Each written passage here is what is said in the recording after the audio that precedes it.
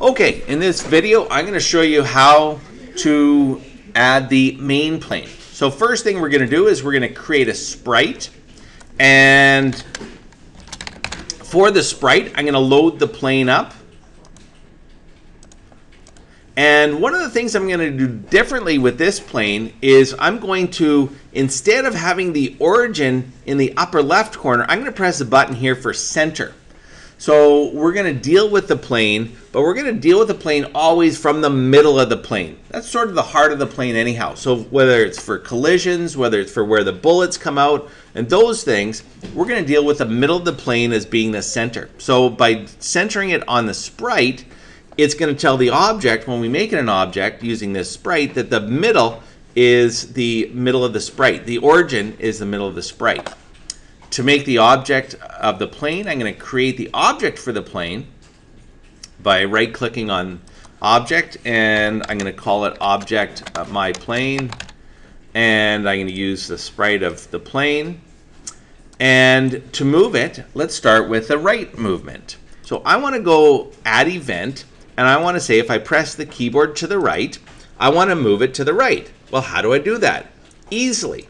I use jump to position, and I give it a value of 4, and I put a check mark on relative, and the my plane, when I press keyboard right, is going to move relative 4 pixels on variable x to the right.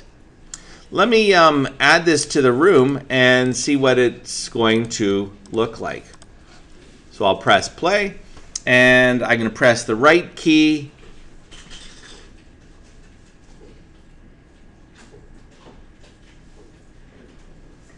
and when I press the right key, the plane moves to the right wonderfully.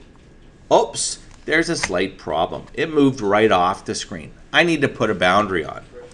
So let's fix that issue. So I'll go back to object my plane. So keyboard right, jump right. It worked, but I want to put a boundary.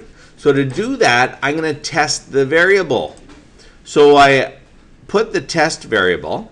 I'm going to test the variable x and make sure that it's smaller than the room width.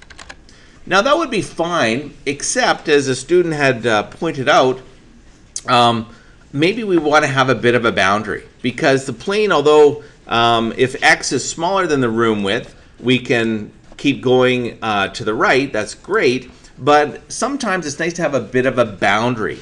So I'm going to say you're not quite allowed to go to the whole width of the room.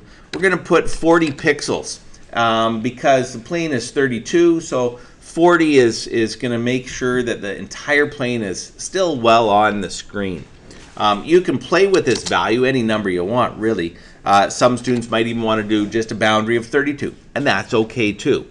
So x, as long as it's smaller than the room minus a little bit of a boundary, say 32, if that's okay, we're going to say great. Let's move relative to a position that's 4 pixels more, x, which makes it go right. So similarly, we're going to do the same for keyboard left. So if keyboard left, I could copy the 2 from right, and I could put them if x, but this time we don't want it to be smaller.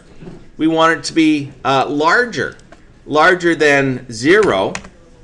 So as long as x is larger than 0, we can make x smaller. We can keep moving leftwards.